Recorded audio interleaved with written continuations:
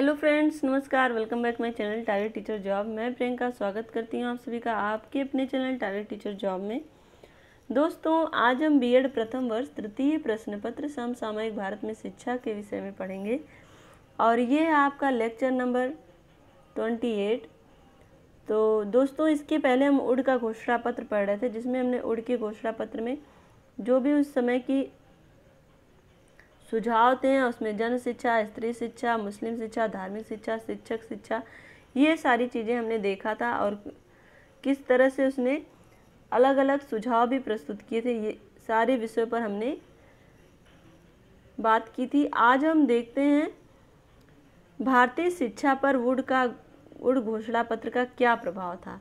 तो चलिए देखते हैं। भारतीय शिक्षा का इतिहास। पहली बार शिक्षा के क्षेत्र में एक व्यवस्थित कार्य योजना की शुरुआत की गई। तो दोस्तों, यहाँ पर हम देखें जो मैकाले का सिद्धांत था, निस्यंदन सिद्धांत, उन सारे सिद्धांतों को हटाते हुए और साथ ही जो देश के हित में शिक्षा व्यवस्था थी उन सभी चीज़ों पर बात करते हुए उड़ के घोषणा पत्र में सब पे सुझाव दिए गए थे। और यहाँ पर हम देखें तो इतिहास में पहली बार शिक्षा के क्षेत्र में एक व्यवस्थित कार्य योजना की शुरुआत की गई, जिसके द्वारा भारतीय शिक्षा व्यवस्था के क्षेत्र में व्यापक परिवर्तन का मार्ग सुस्पष्ट हुआ। घोषणा पत्र में निहित शिक्षा की नीति का भारतीय शिक्षा पर जो प्रभाव पड़ा उसे हम दो भागों में बांट सकते हैं। तो दोस्तों, इस घोषणा पत्र का जो भी प्रभाव पड़ा शिक्षा नीति का और भारतीय शिक्षा पर जो भी प्रभाव पड़ा उसे हम दो भागों में बांटेंगे। नंबर 1 है तत्कालिक प्रभाव और नंबर 2 है दीर्घकालिक प्रभाव। तो तत्कालिक प्रभाव में हम देखते हैं। तत्कालिक प्रभाव में आपका नंबर 1 है, उड़ घोषणा पत्र द्वारा सर्वप्रथम 1856 तक सभी प्रांतों में शिक्षा विभागों की स्थापना की गई, जिसमें जन शिक्षा, निर्देशन, उपसंचालन, लिपिक वर्ग आदि की नियुक्तियां की गईं, जिससे सभी प्रांतों की शिक्षा की व्यवस्था में एक प्रशासनिक ढांचे का कार्य शुरू हुआ तथा जिसकी रिपोर्ट गवर्नर जनरल की कार्यकारिणी को प्रत्येक वर्ष प्रस्तुत होकर पूरी व्यवस्था का एक केंद्रीय सूत्रपात का कार्यक्रम शुरू हुआ। तो दोस्तों, इस तरह से देखिए कि सभी प्रांतों में शिक्षा विभागों की स्थापना की गई, जिसमें जन शिक्षा, अभी तक जन शिक्षा की बात नहीं होती थी लेकिन अब जन शिक्षा की बात हो रही थी। इसके पहले हम देखें तो एडम्स रिपोर्ट में भी जन शिक्षा की बात कही गई थी, लेकिन उसके पहले अगर हम देखें तो जो मैकाले की शिक्षा सिद्धांत थे, जो भी उसने शिक्षा के लिए सुझाव दिए थे, उसमें उसने केवल अंग्रेजी शिक्षा पर ही बल दिया था। तो कहीं ना कहीं ये जो घोषणा पत्र है उसके माध्यम से सभी प्रांतों की शिक्षा व्यवस्था में एक प्रशासनिक ढांचे का कार्य शुरू हुआ तथा जिसकी रिपोर्ट गवर्नर जनरल की कार्यकारिणी को प्रत्येक वर्ष प्रस्तुत होकर व्यवस्था का एक केंद्रीय सूत्रपात का कार्यक्रम शुरू हुआ। अब हम देखते हैं नंबर 2, सभी प्रांतों में अनुदान प्रणाली की शुरुआत करके शैक्षिक प्रगति में व्यक्तिगत सहयोग प्रदान किया गया, जिसके द्वारा भारतीय जन शिक्षा के कार्य की व्यापक शुरुआत हुई। तो दोस्तों, इस तरह से हम देखें सभी प्रांतों में अनुदान प्रणाली की शुरुआत की गई और उसी के माध्यम से शैक्षिक प्रगति में व्यक्तिगत सहयोग भी प्राप्त किया गया, जिसके द्वारा भारतीय जन शिक्षा के कार्य की व्यापक शुरुआत हुई। अब हम देखते हैं तत्कालीन प्रभाव के रूप में स्कूलों तथा कॉलेजों की संख्या में व्यापक वृद्धि हुई। दोस्तों, चूंकि अब जन शिक्षा की बात थी तो जन शिक्षा के लिए अधिक से अधिक स्कूल और शिक्षण संस्थाओं का होना बहुत ही आवश्यक था, जिससे जनमानस के लिए शिक्षा के द्वार खुल गए।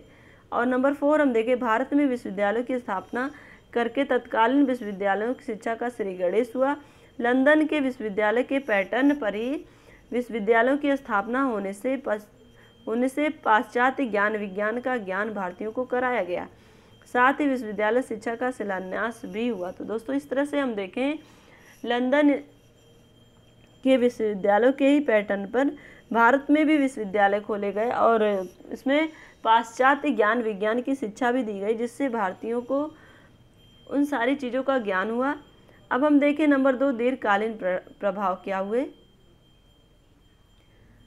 उड़ घोषणा पत्र के द्वारा प्राथमिक शिक्षा से लेकर विश्वविद्यालय शिक्षा तक तथा शिक्षा के कुछ अन्य पक्षों पर भी दृष्टिपात किया गया, इसलिए यह कुछ क्षेत्रों में आगाज के साथ ही व्यापक परिवर्तन के लिए समर्थ थी। तो यहाँ पर हम देखें दीर्घकालीन परिणाम क्या हुए, तो प्राथमिक शिक्षा से लेकर विश्वविद्यालय शिक्षा तक कुछ अन्य पक्षों पर भी दृष्टिपात किया गया, इसलिए कुछ क्षेत्रों में आगाज के साथ साथ व्यापक परिवर्तन के लिए समर्थ थी तथा इसमें भविष्य के लिए उन क्षेत्रों में कार्य करने की व्यापक संभावनाएं थीं।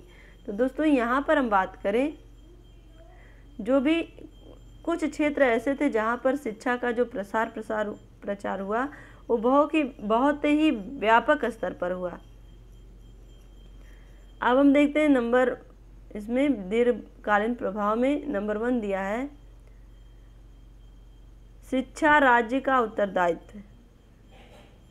उड़ घोषणा पत्र के द्वारा शिक्षा की व्यवस्था करना राज्य का उत्तरदायित्व माना गया। साथ ही साथ राज्य ने इसकी व्यापक व्यवस्था के लिए व्यक्तिगत सहयोग लेकर इसमें 4 चांद लगा दिए। तो दोस्तों यहाँ पर हम बात करें, इसके पहले जो शिक्षा थी वो जन शिक्षा में एक तरह से कोई उत्तरदायित्व नहीं था कि कौन इसको जन शिक्षा को बढ़ाएगा। तो कहीं ना कहीं एक तरह से जो शिक्षा थी केवल उच्च वर्ग तक ही सीमित कर रह गई थी। लेकिन जैसे उड़ का घोषणा पत्र के माध्यम से जो अब जन शिक्षा का उत्तरदायित्व था वो राज्य सरकार का था, तो कहीं ना कहीं राज्य ने इसकी व्यापक व्यवस्था के लिए व्यक्तिगत सहयोग लेकर इसमें और भी 4 चांद लगा दिए। तो जो भी उस समय राज्य के उच्च वर्ग थे उनसे सहयोग लिया राज्य ने और शिक्षण संस्थाओं के माध्यम से, विद्यालयों के माध्यम से लोगों को शिक्षा दिलाने का कार्य किया। तो कहीं ना कहीं जो शिक्षा थी वो जन तक पहुंची और लोगों ने उसका लाभ लिया। अब हम देखते हैं जन शिक्षा तक आपका हो चुका। शिक्षा राज्य का उत्तरदायित्व दीर्घकालीन में हम देख रहे थे। अब हम देखेंगे नंबर 2 शिक्षा राज्य के नियंत्रण में।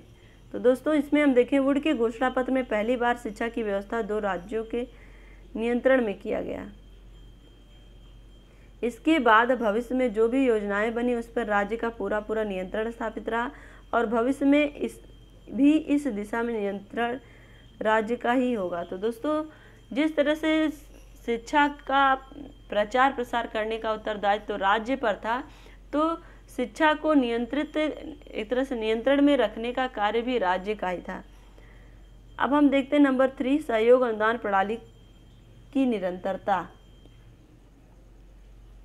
उड़ घोषणा पत्र में पहले सहायता अनुदान राशि स्वेच्छा से दी जाती थी, उसके संबंध में कोई नीतिगत कार्य अपेक्षित ढंग से नहीं किया गया। उड़ घोषणा पत्र में पहली बार निश्चित बातों को पूरा कर आर्थिक सहायता दिए जाने के कार्य का शुभारंभ हुआ। तो दोस्तों इसके पहले जो व्यक्तिगत संस्थाएं थी या व्यक्तिगत लोग जो अनुदान थे वो संभव नहीं था, तो इसलिए कहीं ना कहीं जो जन शिक्षा थी उसमें एक तरह से बाधा थी। लेकिन अब सहयोग अनुदान प्रणाली की निरंतरता होने से कहीं ना कहीं जो जन शिक्षा थी वो उसकी सफलता सुनिश्चित हो पाई। और साथ ही अगर हम बात करें उड़ घोषणा पत्र में पहली बार निश्चित बातों को पूरा कराकर आर्थिक सहायता दिए जाने के कार्य का शुभारंभ हुआ। अब हम देखते हैं नंबर 4 शिक्षा का विभिन्न स्तरों में संगठन। उड़ घोषणा पत्र में प्रथम बार बच्चों की आयु तथा उनकी मानसिक योग्यता अर्थ मनोवैज्ञानिक तरीके से शैक्षिक योग्यताओं का गठन किया गया और हम उसका अनुपालन उसी के अनुरूप केवल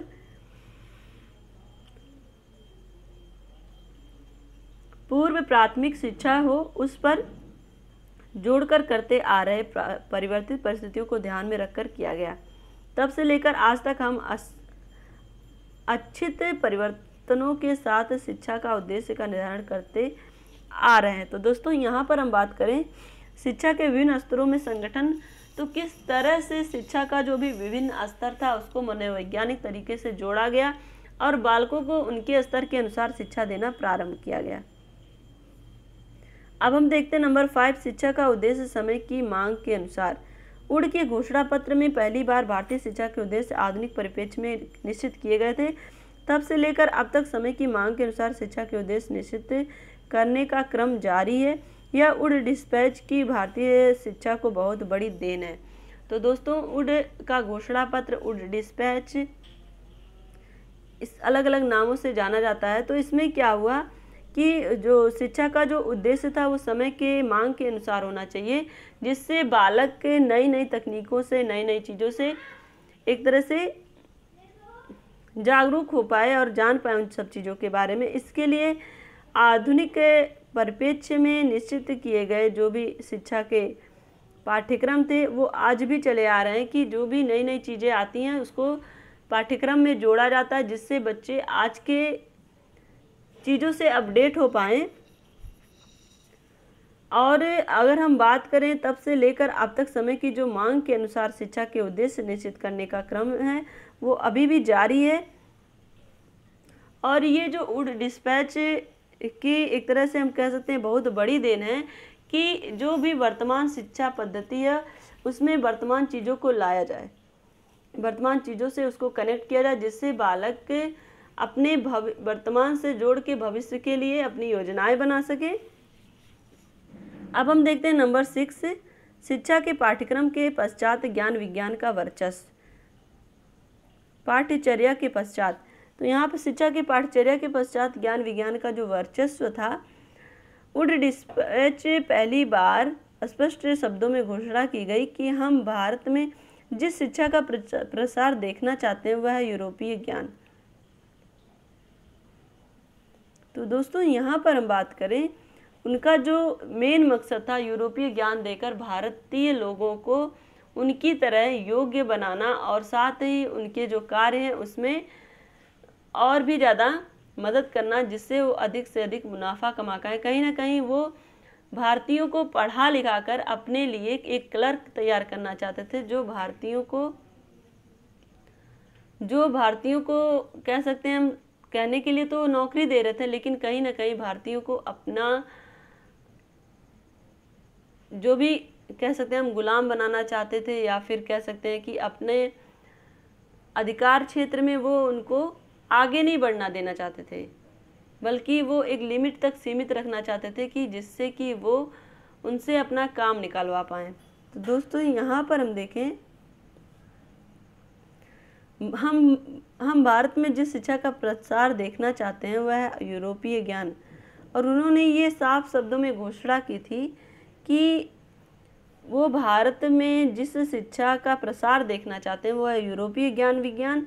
और बस तब से लेकर आज तक शिक्षा की जो पाठ्यचर्या, विशेषकर उच्च शिक्षा के क्षेत्र में कृषि, इंजीनियरिंग, चिकित्सा शास्त्र में पाश्चात्य ज्ञान विज्ञान का वर्चस्व चला आ रहा है। और इसी कारण से इस युग में भौतिक उन्नति की तथा उसकी अंग्रेजी माध्यम को बदलना आज भी श्रेयकर नहीं।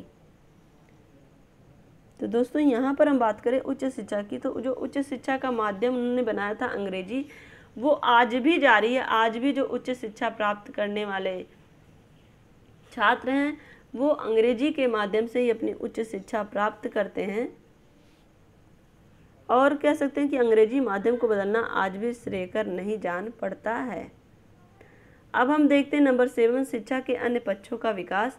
जन शिक्षा, स्त्री शिक्षा, व्यावसायिक शिक्षा, शिक्षक शिक्षा के लिए सर्वप्रथम बिगुल इसी घोषणा के द्वारा बनाया गया, नहीं बल्कि बजाया गया।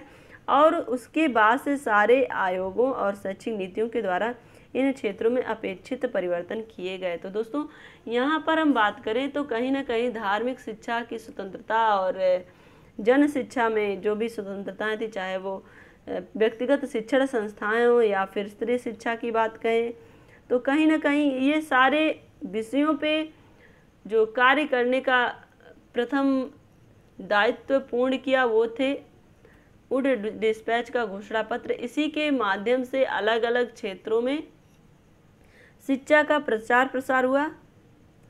और हम कह सकते हैं कि उसके बाद से सारे आयोगों और शैक्षिक नीतियों के द्वारा इन क्षेत्रों में अपेक्षित परिवर्तन किए गए।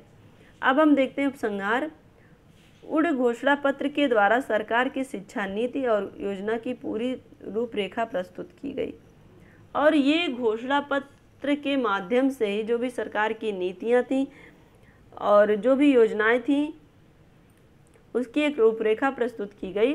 यदि हम ध्यानपूर्वक देखें तो हम पाते हैं कि आधुनिक भारतीय शिक्षा इसी के अनुभूत विकसित हुई। तो दोस्तों आधुनिक भारतीय शिक्षा की बात हम करें तो कहीं ना कहीं ये उससे प्रभावित है।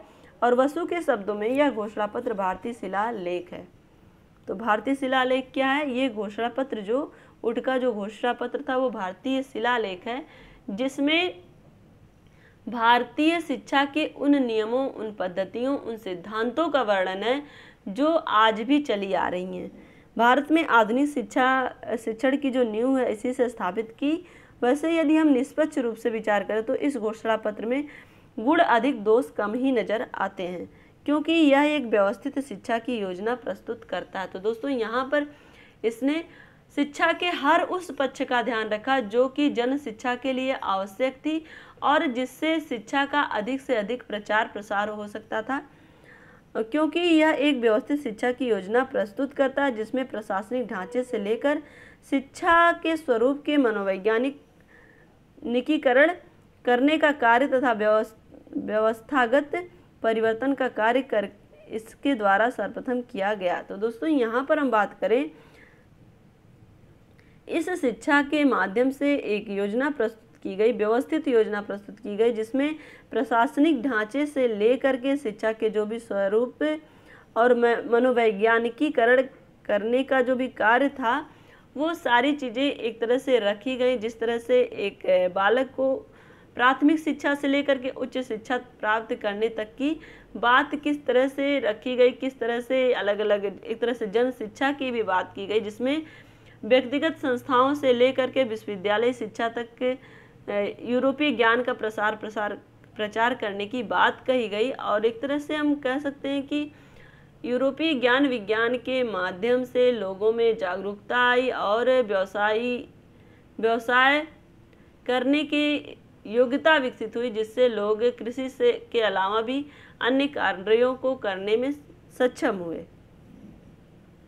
तो दोस्तों अगर ये वीडियो आपको अच्छा लगा हो तो एक लाइक करिएगा, अपने दोस्तों के साथ शेयर करिएगा। अगर चैनल पर नए हैं तो प्लीज़ चैनल को सब्सक्राइब करके बेल आइकन बटन को प्रेस कर लीजिएगा, जिससे हमारे सभी वीडियोज की नोटिफिकेशन आपको मिल सके। और इसी तरह से अपनी मेहनत जारी रखिए, हमेशा खुश रहिए, अपनों का ध्यान रखिए, अपना भी ध्यान रखिए और साथ ही साथ हमेशा अपना जो लक्ष्य है उसे प्राप्त करने के लिए हमेशा अपने दृढ़ संकल्प के साथ आगे बढ़ते रहिए, जिससे कि आप उस लक्ष्य को प्राप्त कर पाएँ। तो दोस्तों आज के लिए बस इतना ही। हमसे जुड़ने के लिए थैंक यू सो मच। जय हिंद।